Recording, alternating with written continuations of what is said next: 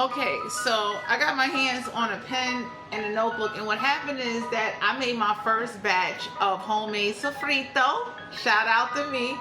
And I told myself already, I said I will write down the recipe, because in order to make homemade sofrito, right? Hold on, I'm gonna tell y'all right now, because I had looked at different videos, and then something said to me like, you know, if you want it, you gotta try it. So I had needed some cilantro, I needed a tomato, an onion, a garlic. I needed something called agiseti peppers. I'm probably not saying it right. But to make homemade sofrito, you need fresh cilantro, a tomato, two teaspoons. You can put vinegar if you want to, but you need oregano, you need garlic, you need red peppers, sweet peppers, and then there's a thing called agiseti. Like, I'm probably not saying it right, but it's these little peppers you're gonna get, they're little green peppers you're gonna get, but it has a special name to them. You need one onion, and then everybody makes their homemade sofrito different.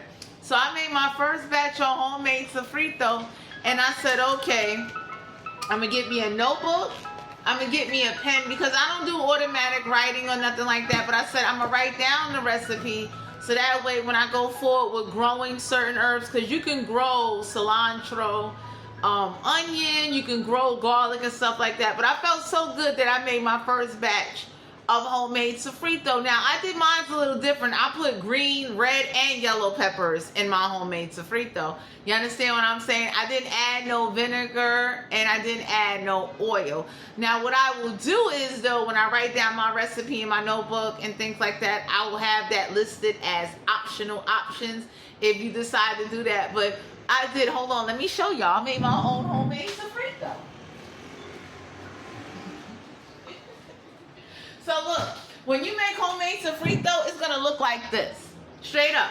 So I made it. Like, I took the blender, this is my homemade sofrito, and I had used it to make steak. I did, like, I ain't put no seasoning or anything. Like, I used it to just put a little bit in the pan, in the pot first, and then I put my steak in there because I wanted to taste it, you know what I'm saying, to see, because homemade sofrito is a cooking base.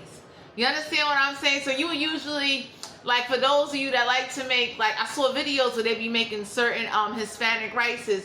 You would add the oil, a spoonful of this, olives, seasoning, certain chilies or peppers or whatever the case may be. And then you would make sure your rice is clean and stuff like that. So I made my batch of homemade sofrito. And I highly recommend, if you see something you want to try or that you like. I know for me, I've been wanting to do this for a long time, and it's a cooking base. You understand what I'm saying? This is not dip or none of that. Homemade sofrito is a cooking base, and there's many versions of it. So I highly recommend that you pick the version that's best for you. But I got a notebook and a pen so I can write down my recipe, so that way I can organize things. And then, you know, I'm able to keep track, because it sucks when you make something like this and you can't remember the recipe. And for those of you that like to grow things, you can grow all of these herbs in order to create homemade sofrito. So I'll be talking to you guys later.